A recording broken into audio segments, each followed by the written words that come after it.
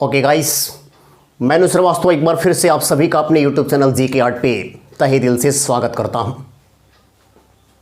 छात्रों, जैसा कि आप सभी मेरे यूट्यूब चैनल से जो भी वीडियो देख रहे हैं, उस वीडियो में लगातार मैं दो तरह की वीडियो को डाल रहा हूं। एक तो आपको मॉडर्न हिस्ट्री के स्वतंत्रता संग्राम से संबंधित वीडियो जा रहा है, और दूसरा साइंस के क्षेत्र में बायोलॉजी से मैं वीडियो डाल रहा हूँ।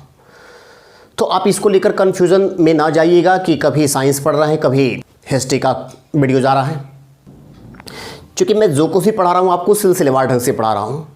और साइंस के चैप्टर जब एक मैं शुरू करता हूँ तो जब तक वो चैप्टर समाप्त नहीं होता है तब तक मैं दूसरे वीडियो की तरफ नहीं जाता हूँ।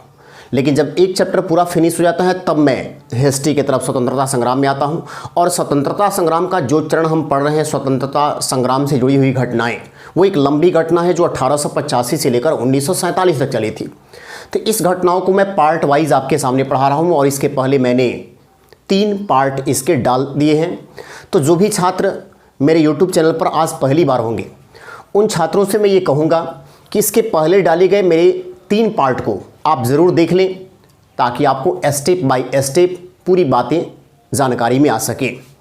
तो आज आइए हम स्वतंत्रता संग्राम के इस चौथी वीडियो की ओर आगे बढ़ते हैं, पार्ट 4 की तरफ आगे बढ़ते हैं। और आज हम पढ़ेंगे स्वतंत्रता संग्राम से जुड़ी हुई घटनाओं में से 1909 ईस्वी के मार्ले मिंटो एक्ट की घटना से आगे, और आज की जो घटना होगी वो 1909 ईस्वी का ही गोलीकांड। तो आइए हम पढ़ते हैं 1909 ईस्वी का गोलीकांड। कौन सी बातें इस घटना के तहत होती हैं, इस बात को आज हमें जानना है।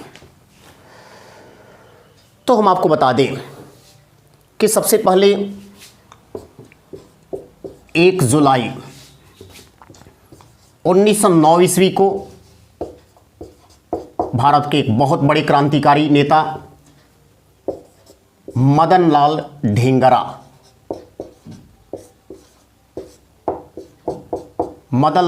ढींगरा ने लंदन में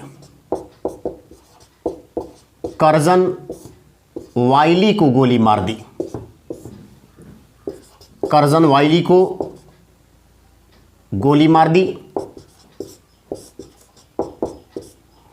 और इसी साल अगर हम बात करें तो इसी 1909 ईस्वी में 21 दिसंबर 1909 को हेमंत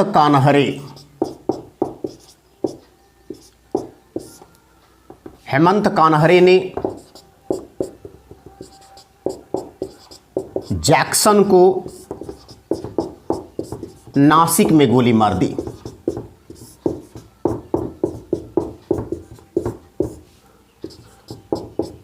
ये 2 हत्याकांड अंग्रेज़ों का जो होता है 1909 ईस्वी में 2 अंग्रेज़ मारे जाते हैं, और इन दोनों को निपटाते हैं भारत के क्रांतिकारी। क्या वजह बना था? ये मदन लाल ढींगरा लंदन में जाकर कर्जन वाइली को गोली मारते हैं। तो हम आपको बता दें कि 1 जुलाई 1909 ईस्वी को जब मदन लाल ढींगरा ने कर्जन वाइली को गोली मारी, तो कर्जन वाइली के माथे में 5 गोली उतार दिया गया था, जिसमें 4 गोली तो बिल्कुल सटीक निशाने पर लगा, 1 गोली हालांकि चूक गई, लेकिन उसके बाद कर्जन वाइली वहीं पर परलोक सिधार गए। अब प्रश्न उठता है कि इतना बड़ा कार्य मदन लाल ढींगरा के द्वारा ब्रिटेन में जाकर ब्रिटेन के लोगों को ही मार देना इतना आसान काम नहीं था। जब इनके ऊपर मुकदमा चला लंदन में, और मुकदमा चलने के बाद जब 17 अगस्त 1909 ईस्वी को लंदन के कटघरे में खड़े थे, तो मजिस्ट्रेट ने मदन लाल ढींगरा से कहा कि आपने हत्या क्यों की? तो मदन लाल ढींगरा साफ शब्दों में कहते हैं कि मुझे इस हत्या का कोई अफसोस नहीं है। 50 सालों में हमारे देश के 8 करोड़ लोगों की हत्या तुम लोगों ने की है, और भारत से प्रत्येक साल 50 पाउंड यहां का सोना तुम अपने देश में लेकर जाते हो। जिस प्रकार से जर्मनी ने तुम्हारे देश के ऊपर कोई अधिकार नहीं किया, उसी तरह से अंग्रेज़ों तुम्हें भी हमारे देश के ऊपर अधिकार करने का कोई हक नहीं है। और अगर आज मैंने एक अंग्रेज़ को मारा है तो आज मैं बहुत प्रसन्न हूँ, मैं बहुत खुश हूँ, इसका मुझे कोई अफसोस नहीं है। ये साहस था भारतीय क्रांतिकारियों का। मदन लाल ढींगरा को 17 अगस्त 1909 को लंदन में ही फांसी दे दी जाती है। इधर देखिए 21 दिसंबर 1909 को हेमंत कान्हरे ने जैक्सन को गोली मार दी। ये यहां पर कौन सी बातें हो गई? तो आप सुने होंगे महाराष्ट्र के एक बहुत बड़े क्रांतिकारी नेता वीर सावरकर। 1909 ईस्वी में वीर सावरकर को एक आरोप तय किया जाता है और आरोप तय करते हुए इनको आजीवन कारावास की सजा दी जाती है। और हेमंत कान्हरे वीर सावरकर के अभिनव भारत जो संस्था 1904 में स्थापित किया गया था महाराष्ट्र में, इस संस्था के एक सक्रिय सदस्य थे और उन्हें अपने अभिनव भारत के संस्थापक के इस प्रकार के आरोपों में फंसाए जाने के चलते काफ़ी नाराज़ हो गए और यही कारण था कि नासिक के जिला कलेक्टर जैक्सन को उन्होंने नासिक में गोली मार दी। तो ये दो बहुत बड़ा क्रांतिकारी कदम भारत में हुआ था उस समय। और इस घटनाओं के बाद अगर हम देखें तो स्वतंत्रता संग्राम के चरण में जो अगला घटना आता है निकलकर, वह घटना है दिल्ली दरबार। बहुत बार एग्जाम में पूछा गया, बहुत ही इंपॉर्टेंट दिल्ली दरबार की घटना। आइए जानते हैं कि दिल्ली दरबार से संबंधित कौन सी घटनाएं हुई थी। दिल्ली दरबार का आयोजन साल 1911 में होता है। दिल्ली दरबार, ये घटना 1911 का है। 12 दिसंबर 1911 को दिल्ली दरबार का आयोजन किया जाता है। इस दिल्ली दरबार के आयोजन के पहले क्या भारत में कभी भी दिल्ली दरबार का आयोजन नहीं हुआ था? क्या कभी ऐसा दरबार नहीं लगाया गया था? तो हम आपको बता दें कि इससे पहले भी अंग्रेज़ों ने भारत में 2 दरबार लगाया था। एक दरबार लगा था 1877 में, और 1877 का जो दरबार लगा था उस दरबार को लगाया था लॉर्ड लीटन,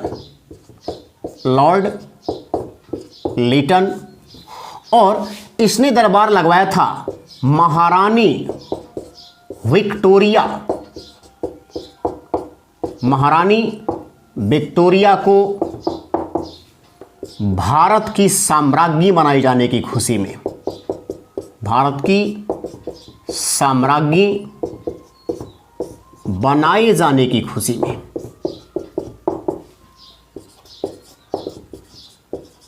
तो ये ध्यान रखेंगे कि 1877 के दौर में देखें तो हम आपको बता चुके हैं, इससे पहले 1857 की क्रांति से संबंधित मैंने एक वीडियो डाला हुआ है। उसमें मैंने बताया था कि 1857 ईस्वी की क्रांति के बाद 1858 ईस्वी में ब्रिटिश ईस्ट इंडिया कंपनी की सेवाएं हमेशा के लिए समाप्त कर दी जाती हैं और सत्ता का हस्तांतरण सीधे ब्रिटिश क्राउन के हाथों में कर दिया जाता है कि अब शासन ब्रिटिश क्राउन के हाथों में चलेगा।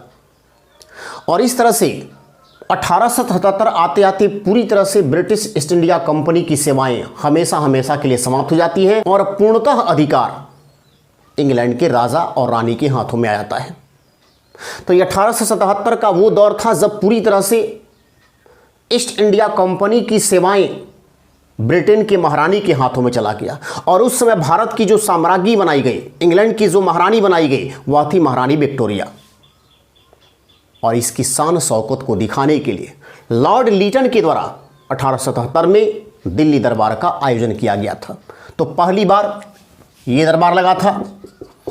उसके बाद यदि हम बात करें तो एक और दरबार लगाया गया 1903 में, 1903 का दिल्ली दरबार, और ये दरबार लगाया गया था लॉर्ड कर्जन द्वारा, लॉर्ड कर्जन के द्वारा। तो लॉर्ड कर्जन ने क्यों लगाया? तो लॉर्ड कर्जन ने लगवाया था ये दरबार इंग्लैंड के राजा एडवर्ड सप्तम और महारानी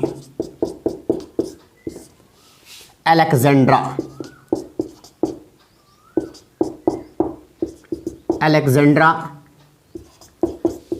की भारत के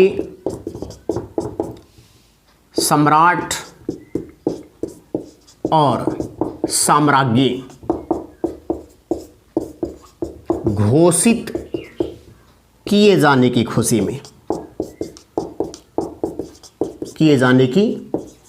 में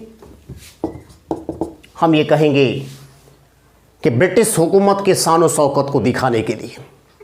तो 2 बार ये दिल्ली दरबार का आयोजन इसके पहले हो चुका था, 1877 में और 1903 ईस्वी में। लेकिन इस दोनों ही दिल्ली दरबारों के साथ एक खास बात क्या रही कि इस दोनों दरबारों में इंग्लैंड के राजा या रानी नहीं पधारे थे। लेकिन जब 1911 का दिल्ली दरबार होता है तो अब तक के दोनों दरबारों से यह सबसे भव्य दरबार था और इस दरबार में इंग्लैंड के राजा और रानी दोनों पधारे थे। एक बहुत बड़ी खास बात रही कि इंग्लैंड के राजा और रानी स्वयं भारत की धरती पर आए और भारत की धरती पर जब आए तो ये अब तक का सबसे भव्य दिल्ली दरबार था। क्या हुआ था, आइए देखते हैं इसको। 1911 का जब दिल्ली दरबार होता है तो इस दिल्ली दरबार में आयोजन की बात की जाए कि आयोजन किसने किया, तो आयोजन करने वाला था लॉर्ड हार्डिंग द्वितीय के द्वारा। इस दिल्ली दरबार का आयोजन किसने किया था, लॉर्ड हार्डिंग द्वितीय। अब ये जब आयोजन हुआ तो इसमें हुआ क्या, इस दरबार में इंग्लैंड के राजा जॉर्ज पंचम और महारानी मैरी पहुंचे। तो ये दोनों पहुंचे। तो चूंकि पहली बार इस दरबार में इंग्लैंड के राजा और रानी दोनों आए थे, इसलिए यह दरबार अब तक के दोनों दरबारों से सबसे भव्य आयोजन था। तो लॉर्ड हार्डिंग द्वितीय क्या करता है, महाराज जॉर्ज पंचम और रानी मेरी की स्वागत में कोई कसर नहीं छोड़ता है और उनके स्वागत करने के लिए ही यह दिल्ली दरबार का आयोजन किया गया था। जब ब्रिटिश जहाज से राजा रानी मुंबई पहुंचते हैं तो पहले मुंबई में ही लॉर्ड हार्डिंग द्वितीय के द्वारा इनका भव्य स्वागत किया जाता है और इसी मुंबई में इस राजा और रानी के स्वागत करने के लिए अंग्रेजों के द्वारा गेटवे ऑफ इंडिया का निर्माण किया जाता है। तो याद रखिएगा, बहुत ही महत्वपूर्ण, यहां पर हम नोट में इसको लिख दे रहे हैं, गेटवे ऑफ इंडिया। आप अच्छी तरह से इसका नाम सुने होंगे, जिसको कहा जाता है भारत का प्रवेश द्वार। भारत का प्रवेश द्वार ये कहां पर है, मुंबई में है और मुंबई में इसका निर्माण कार्य शुरू किया गया था 1911 में। निर्माण कार्य इसका शुरू होता है 1911 में प्रारंभ हुआ और समाप्ति की बात की जाए 1923 में समाप्त। तो काफ़ी लंबा समय लगा था इस गेटवे ऑफ इंडिया को बनाने में। लेकिन अगर पूछा जाए कि निर्माण कार्य के पीछे वजह क्या था, ये किस वजह से बनाया गया था, तो याद रखिएगा, राजा और रानी के स्वागत के लिए। तो देखिए कितना बड़ा आयोजन था ये कि राजा रानी के स्वागत के लिए गेटवे ऑफ इंडिया का निर्माण कराया जाता है। जिस तरह से बारात आने के बाद बारातियों का स्वागत गेट बनाकर किया जाता है, उसी प्रकार से राजा और रानी के भारत आगमन पर उनका स्वागत किया गया। और उसके बाद जब राजा रानी दिल्ली पहुंचते हैं तो दिल्ली पहुंचने के बाद क्या होता है, वहां पर जब भी कोई बड़ा व्यक्ति, कोई बड़ा अधिकारी किसी खास प्रकार के आयोजन स्थलों पर पहुंचता है तो लोगों की काफ़ी उम्मीदें भी होती हैं। 10 लाख लोग उस समय दिल्ली दरबार के गवाह बने थे और दिल्ली दरबार का जब आयोजन हुआ तो इस दरबार में सबकी इच्छाएं एक ही बात को लेकर थी कि इसमें कुछ बड़ा होने वाला है। और बड़ा क्या होने वाला है, तो बड़ा यही होने वाला था कि यहाँ पर जॉर्ज पंचम के द्वारा कुछ प्रमुख घोषणाएं की गई। और घोषणाएं क्या की गई, तो यहां पर जो घोषणा किया गया इस दिल्ली दरबार में, उस घोषणा को देखिए। पहला घोषणा यह रहा कि जब इतना सुंदर शहर दिल्ली में है तो फिर भारत की राजधानी कोलकाता क्यों है। क्योंकि राजा रानी के स्वागत के लिए लॉर्ड हार्डिंग द्वितीय ने दिल्ली को दुल्हन की तरह सजाया था, और जब वो दिल्ली में पहुंचे तो उनको दिल्ली और लंदन में अंतर ही मालूम नहीं चला। उन्हें लगा कि जब इतना बेहतरीन शहर है तो फिर कलकत्ता राजधानी नहीं रहना चाहिए, और इसीलिए उन्होंने घोषणा कर दी कि दिल्ली भारत की नई राजधानी बनेगा। इस तरह से पहली घोषणा क्या हुई, दिल्ली को भारत की राजधानी बनाने की घोषणा। याद रखें कि घोषणा की गई थी 1911 के दिल्ली दरबार में, बट इसे फाइनल भारत की राजधानी बनाया गया था अप्रैल 1912 में। इससे पहले दिल्ली भारत की राजधानी नहीं था, इससे पहले था भारत की राजधानी कोलकाता। अब देखिए दूसरी बात क्या निकल कर आती है।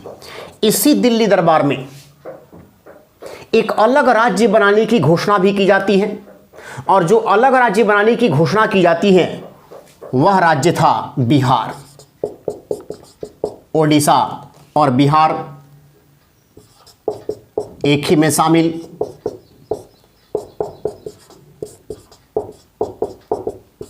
तो ये अलग राज्य बनाने की घोषणा कर दी गई कि बिहार के साथ ओडिशा को अलग किया जाए, और दोनों राज्य मिलकर एक बिहार राज्य के तौर पर स्थापित होंगे, एक अलग राज्य के तौर पर बंगाल कार्य करेगा। तो यहां पर अगर देखा जाए तो इन दो घोषणाओं के कारण बंगाल के लोग और भी नाराज हो गए। एक तो उनकी राजधानी को छीन लिया गया, जो पहले भारत की राजधानी हुआ करता था कोलकाता, उसे अब कहा गया कि राजधानी नहीं रहेगा, अब दिल्ली रहेगा। तो इससे बंगालवासी नाराज हुए। दूसरी नाराजगी उनकी क्या थी कि अब बंगाल को काटकर एक अलग राज्य बनाने की घोषणा कर दी गई बिहार। तो यहां पर इन दो घोषणाओं से बंगाल के लोग काफी निराश हुए। लेकिन इस निराशा में थोड़ा सा राहत देने का काम भी जॉर्ज पंचम करते हैं, और जॉर्ज पंचम यह कहते हैं कि 1905 में लॉर्ड कर्जन के द्वारा जो बंगाल का बंटवारा किया गया था, उस बंटवारे को मैं यहां पर रद्द कर रहा हूं, यानी बंगाल बंटवारे को रद्द कर दिया गया। तो ये तीसरा काम, बंगाल के बंटवारे को रद्द किया गया, रद्द किया गया। तो ये तीनों एकदम याद रखिएगा क्वेश्चन, ये तीनों हमेशा परीक्षाओं में पूछा जाता है। पहला क्वेश्चन तो आपका यही जानेगा कि दिल्ली दरबार दिल्ली कोर्ट की घटना कब की है, 12 दिसंबर 1911। दिल्ली दरबार के समय भारत कौन पहुंचे थे, तो इंग्लैंड के राजा जॉर्ज पंचम और उनकी पत्नी महारानी मैरी। जब ये दोनों दिल्ली पहुंचते हैं तो दिल्ली पहुंचने के बाद यहां पर कौन कौन सी घटनाएं होती हैं, जिसमें पहली घटना निकल कर आती है कि दिल्ली भारत की राजधानी बनेगा, कलकत्ता राजधानी नहीं रहेगा। अगला घोषणा यह होता है कि बिहार को एक अलग राज्य बनाया जाए, और उसके बाद एक और घोषणा होता है कि बंगाल बंटवारे को रद्द किया जाए। तो ये तीन घटनाएं निकल कर आती हैं। लेकिन राजा रानी के भारत आगमन के दौर में जो एक बहुत बड़ा काम हुआ, गेटवे ऑफ इंडिया, जिसको भारत का प्रवेश द्वार कहते हैं, इस प्रवेश द्वार के बारे में पूछा जाता है क्वेश्चन कि भारत का प्रवेश द्वार गेटवे ऑफ इंडिया क्यों बनाया गया था, तो राजा और रानी के स्वागत के लिए। तो ये दिल्ली दरबार की घटनाएं थी, ये 1911 ईस्वी की घटना है। अब आइए देखते हैं कि 1912 में कौन सी घटनाएं घटित हुई। अगर हम 1912 की बात करें तो 1912 ईस्वी में एक बहुत बड़ी घटना निकल कर आती है, लॉर्ड हार्डिंग द्वितीय की हत्या करने का प्रयास, यानी दिल्ली बम कांड। तो दिल्ली बम कांड क्या था, यह घटना कब का है, 23 दिसंबर 1912। इस घटना में क्या घटित होती है बातें, तो लॉर्ड हार्डिंग द्वितीय दिल्ली दरबार के सफल आयोजन के बाद काफी खुश होता है, और इस खुशी में वह एक विशाल जुलूस निकालता है जो दिल्ली के चांदनी चौक से गुजरता है। और इस जुलूस में काफ़ी सारे भारतीय लोग सड़कों के दोनों किनारे पर खड़े थे और इन्हीं लोगों में से भारत के कुछ क्रांतिकारी भी खड़े थे। राजा रानी के भारत आगमन का उस समय क्रांतिकारियों ने विरोध किया था और उसका कारण था कि भारत के कई क्षेत्रों में अकाल पड़ा हुआ था। इस अकाल के चलते भारत के किसान आत्महत्या कर रहे थे, उनकी मौत हो रही थी। लेकिन यहां पर ब्रिटिश हुकूमत अपने राजा और रानी के स्वागत के लिए करोड़ों रुपए पानी की तरह बहा रही थी। यह घटना क्रांतिकारियों को बर्दाश्त नहीं हो रहा था और इसीलिए इसी भीड़ में शामिल 13 लोगों के द्वारा एक प्लान तैयार किया जाता है और प्लान यह तैयार किया जाता है कि इस विजय जुलूस में लॉर्ड हार्डिंग द्वितीय की हत्या कर दी जाएगी। तो रास बिहारी बोस, क्रांतिकारी रास बिहारी बोस के द्वारा लॉर्ड हार्डिंग द्वितीय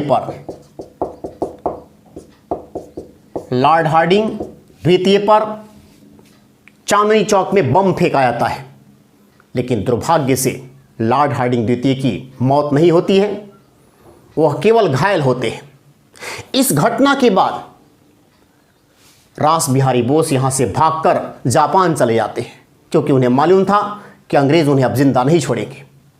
इस घटना के बाद वो जापान जाते हैं और जापान में जाने के बाद जापानी लड़की एजिलो से शादी कर लेते हैं। एजिलो, जापानी एक लड़की थी एजिलो, इस एजिलो से उनकी शादी हो जाती है और शादी होने के बाद जापान में ही बस जाते हैं।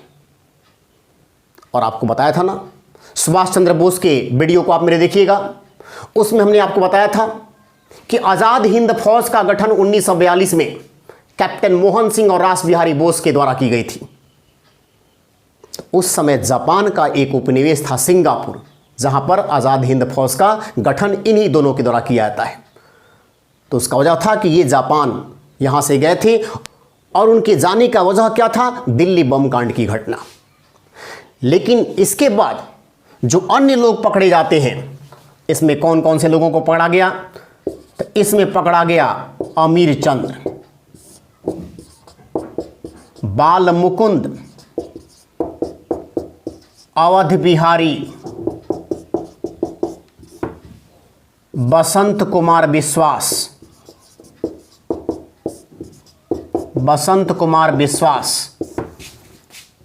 मास्टर दीनानाथ। ये कुछ ऐसे लोग थे जिनको पकड़ा गया। मास्टर दीनानाथ सबसे पहले पकड़े जाते हैं और जब उन्हें पकड़ा गया तो अंग्रेज़ों ने उनके ऊपर दबाव बनाया। इस दबाव में आकर अंग्रेज़ों की तरफ से वो सरकारी गवाह बन गए और उन्होंने इस कांड में शामिल सभी लोगों का नाम बता दिया, जिसका परिणाम निकला अमीर चंद, बाल मुकुंद, अवध बिहारी, बसंत कुमार विश्वास को फांसी की सजा दे दी जाती है। तो एक बहुत बड़ा कांड ये भारतीय इतिहास में शामिल है, दिल्ली बम कांड। हालांकि इस कांड में जिनको निशाना बनाया गया लॉर्ड हार्डिंग द्वितीय को, वो बच गए और जिन्होंने बम फेंका रास बिहारी बोस, वो यहां से भागकर जापान चले गए। अब आइए इस कांड के बाद हम अगली घटना की ओर रुख करते हैं। अगर हम देखें तो 1885 ईस्वी से कांग्रेस के गठन के बाद से लेकर 1912 ईस्वी के दिल्ली बम कांड तक की घटनाओं में कहीं भी गांधी जी का कोई नाम नहीं दिख रहा है। महात्मा गांधी, जिन्होंने इस देश को आजाद कराने के लिए एक से बढ़कर एक आंदोलन दिए, जो स्वतंत्रता सेनानियों के नायक थे, वो कहां गायब हैं? इस स्वतंत्रता संग्राम की इतनी सारी घटनाएं इसमें घटित हो रही हैं और गांधी जी का कहीं नामो निशान नहीं। तो इसका वजह यह था कि महात्मा गांधी उस समय भारत में नहीं थे, वो दक्षिण अफ्रीका में थे। लेकिन 9 जनवरी 1915 को महात्मा गांधी जब भारत आते हैं तो भारत में उनके आने के बाद भारतीय स्वतंत्रता संग्राम में एक नए चरण की शुरुआत होती है। एक तूफान सा आता है और इस तूफान को रोक पाना अब अंग्रेजों के लिए टेढ़ी खीर साबित होता है। तो आइए हम देखते हैं भारतीय स्वतंत्रता संग्राम के नायक, भारत के राष्ट्रपिता महात्मा गांधी जी के बारे में। महात्मा गांधी जी इस दौर में कहां थे? पहले उस पर डिस्कस करेंगे और फिर गांधी जी से संबंधित सारे महत्वपूर्ण प्रश्नों को कलेक्ट करने का प्रयास करेंगे। तो आइए देखते हैं गांधी जी का भारत आगमन। भारत आगमन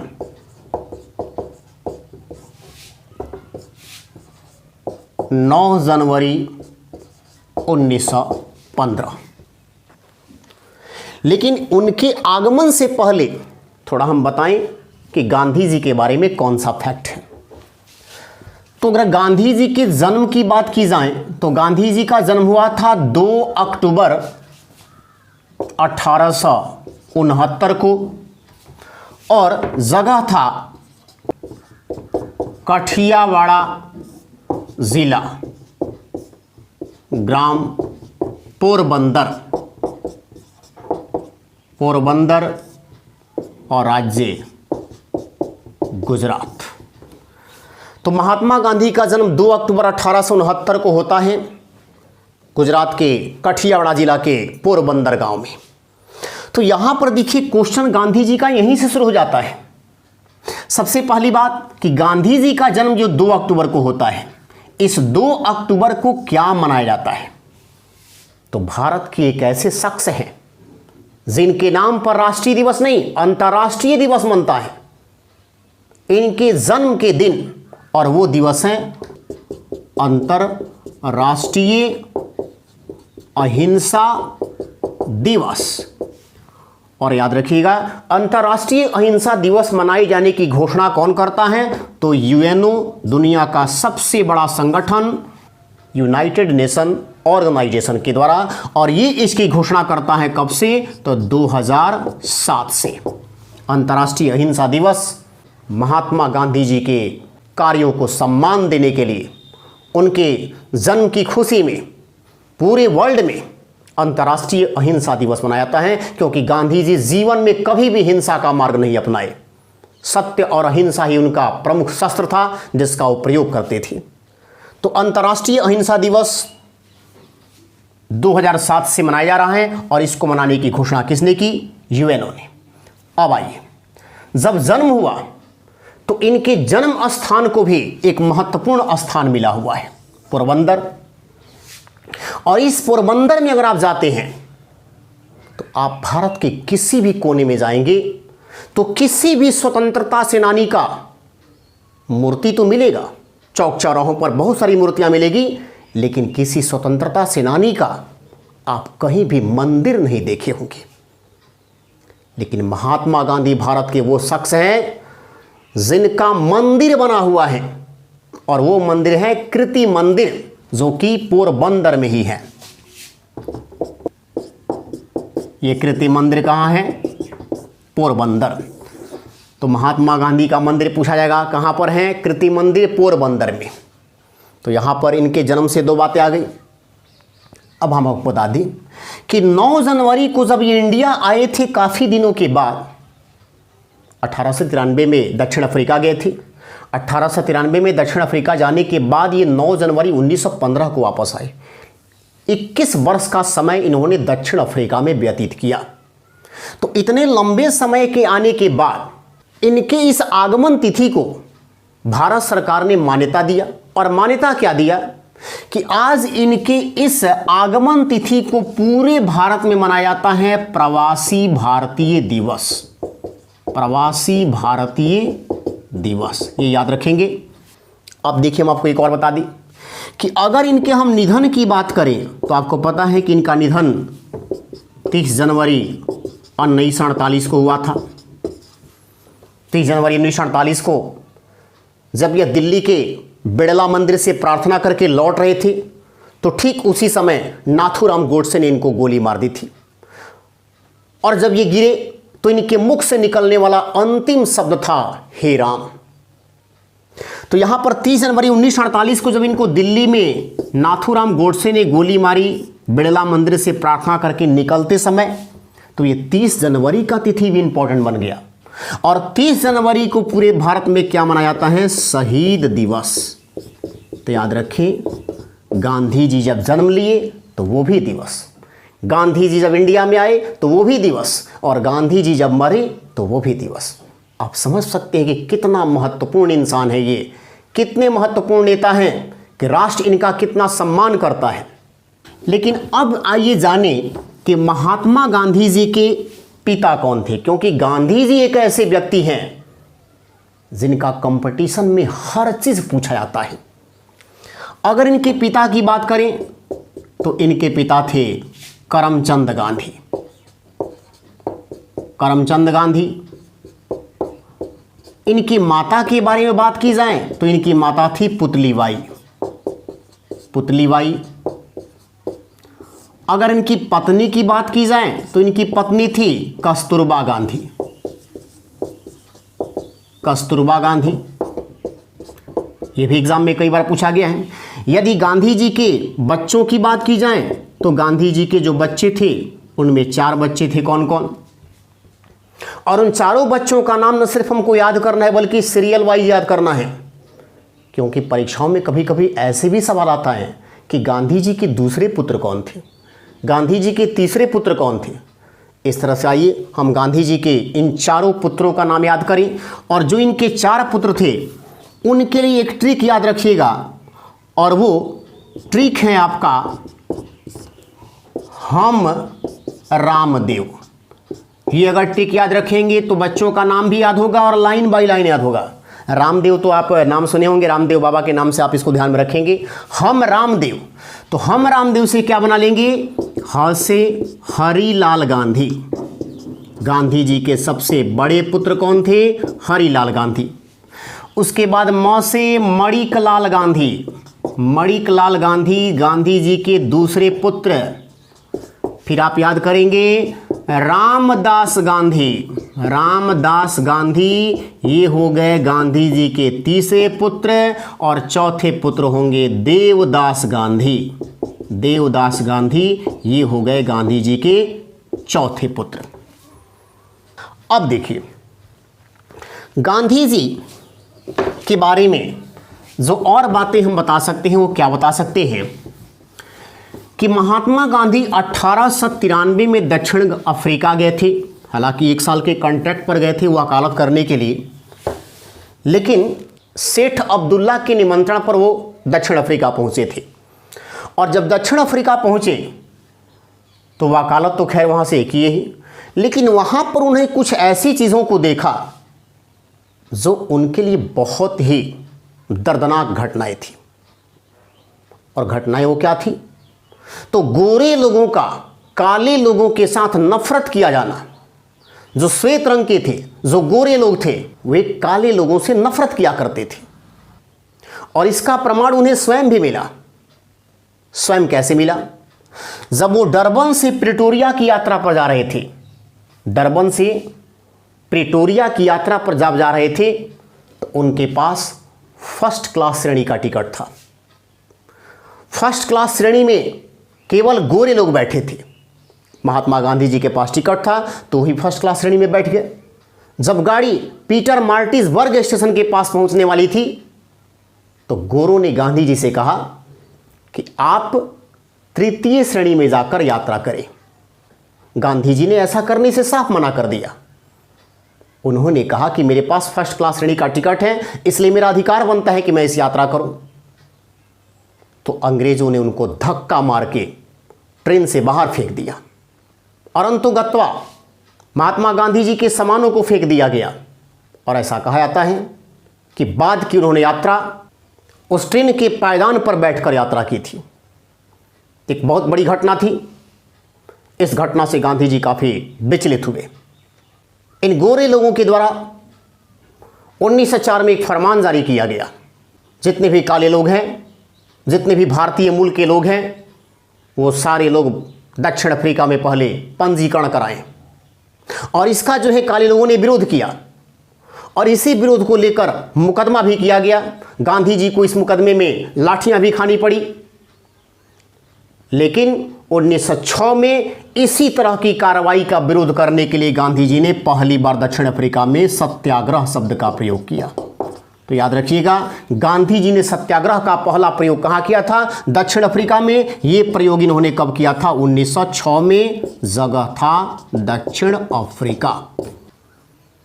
भारत में सत्याग्रह की बात करते हैं तो भारत में सत्याग्रह का पहला प्रयोग उनका 1917 में चंपारण में हुआ था, नमक सत्याग्रह के समय। तो ये कुछ घटनाएं थी। उसके बाद देखिए 1893 में जब ये दक्षिण अफ्रीका गए थे तो गोरे और काले की नीति को उन्होंने दक्षिण अफ्रीका में समाप्त किया, और गोरे और काले की नीति को समाप्त करने के लिए उन्होंने इन काले लोगों के समर्थन में या इस प्रकार के भेदभाव के खिलाफ उन्होंने एक बहुत ही शानदार पत्रिका निकाला था दक्षिण अफ्रीका से ही, और उस पत्रिका का नाम था इंडियन ओपिनियन। तो ये भी क्वेश्चन ध्यान रखिएगा कि इंडियन जो ओपिनियन पत्रिका है, वो पत्रिका किसका पत्रिका है? महात्मा गांधी का। और महात्मा गांधी का जो ये पत्रिका है इंडियन ओपिनियन, इसका प्रकाशन कब किया गया? तो इसका प्रकाशन किया गया था 1903 में। कहां से? दक्षिण अफ्रीका से। तो इंडियन ओपिनियन पत्रिका किसके द्वारा निकाला गया? महात्मा गांधी के द्वारा। कब निकाला गया? 1903 में। सॉरी, यहां पर गलत लिख दिए थे, 1903 में। तो 1903 में दक्षिण अफ्रीका में ये पत्रिका निकालते हैं। उसके बाद देखिए कि गांधी जी की क्या कुछ और भी पत्रिकाएं हैं। गांधी जी की कुछ और पत्रिकाओं की अगर हम बात करें तो इनकी और पत्रिकाओं में यंग इंडिया, यंग इंडिया अंग्रेजी भाषा में इन्होंने ये पत्रिका निकाला 1919 में। नवजीवन गुजराती भाषा में इन्होंने पत्रिका निकाला ये 1919 में। फिर उसके बाद हरिजन पत्रिका, हरिजन पत्रिका इन्होंने निकाला 1933 में। ये गांधी जी की कुछ पत्रिकाएं थी। गांधी जी की अगर हम पुस्तकों की बात करें, पुस्तक की बात करें गांधी जी की, तो इनकी दो पुस्तकों को याद रखिएगा। My experiment with truth, my experiment with truth, इसको हिंदी में कहते हैं सत्य के लिए मेरा प्रयोग, सत्य के लिए मेरा प्रयोग। ये गांधी जी की बहुत बड़ी पुस्तक, एक ऑटोबायोग्राफी है। महात्मा गांधी जी ने इसे स्वयं लिखा है, गांधी जी की आत्मकथा है। और इस पुस्तक को इन्होंने निकाला था 1927 ईस्वी में। अगर हम गांधी जी के एक और पुस्तक की बात करें, the Indian home rule, Indian home rule, और इस पुस्तक को हिंदी में हम कहते हैं हिंद स्वराज।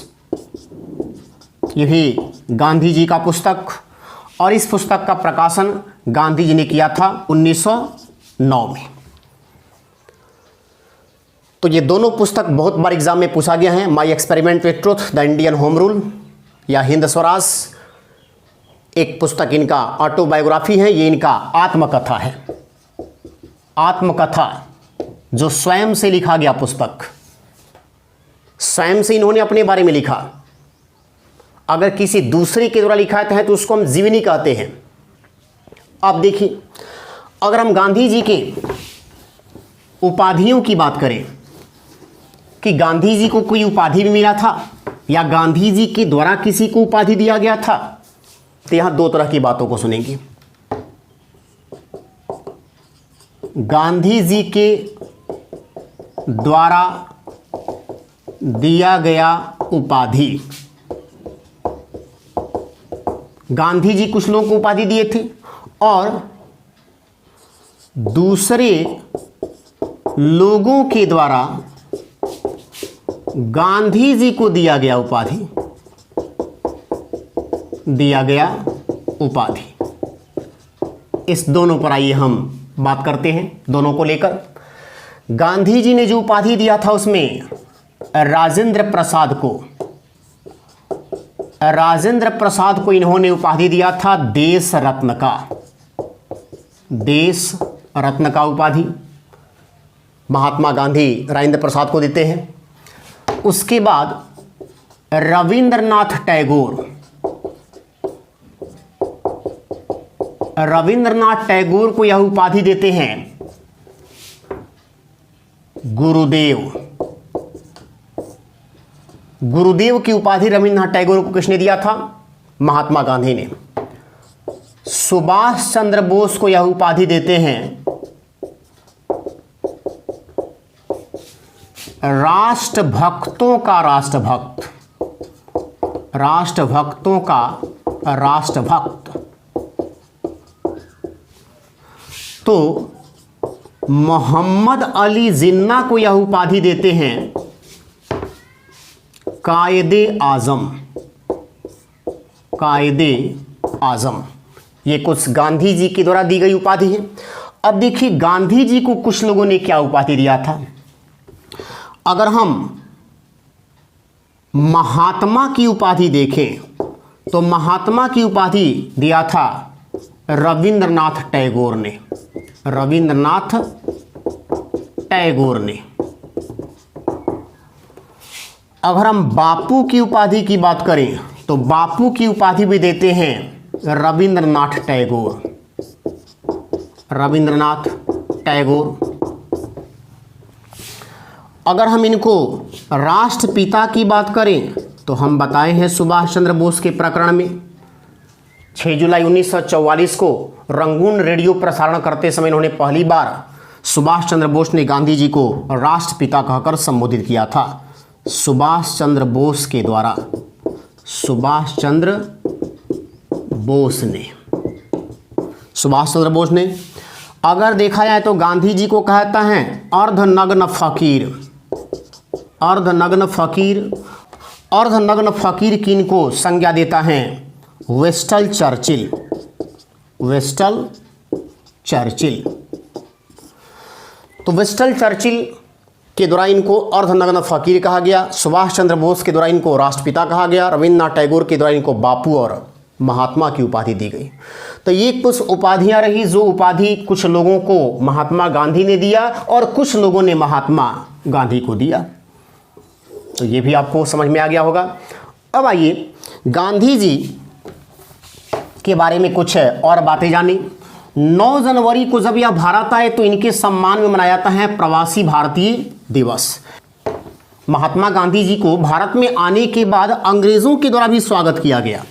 भारतीय तो खैर पलक बिछाकर गांधी जी का इंतजार कर रहे थे कि गांधी जी जब आप विदेशों में जाकर सत्याग्रह करके रंग भेद की नीति को समाप्त कर सकते हैं तब तो भारत में आप कुछ भी कर सकते हैं। तो गांधी जी का इंतजार भारतीय लोगों को भी था और अंग्रेजों को भी था। अंग्रेजों को इंतजार इस बात के लिए था क्योंकि 1914 में प्रथम विश्व युद्ध की शुरुआत हो चुकी थी और महात्मा गांधी 1915 में भारत आए थे। अंग्रेज बार बार भारतीयों से कह रहे थे कि आप सभी प्रथम विश्व युद्ध में अंग्रेजों का साथ दें, लेकिन कोई भी भारतीय तैयार नहीं था। बट जब गांधी जी आए तो गांधी जी के आने के बाद अंग्रेजों ने गांधी जी से कहा कि गांधी जी आप यदि चाहें तो आपके कहने पर भारतीय लोग प्रथम विश्व युद्ध में अंग्रेजों का साथ देंगे, ब्रिटेन का साथ देंगे, और यदि आप ऐसा करा देते हैं तो हम आपको विश्वास दिलाते हैं कि आपके देश को हम आज़ाद कर देंगे। तो गांधी जी इस बात में आ गए और गांधी जी के कहने पर हजारों की संख्या में लोग प्रथम विश्व युद्ध में भाग लेने के लिए लंदन गए थे और ऐसे युद्ध में हजारों भारतीय सैनिकों की मौत भी हुई थी।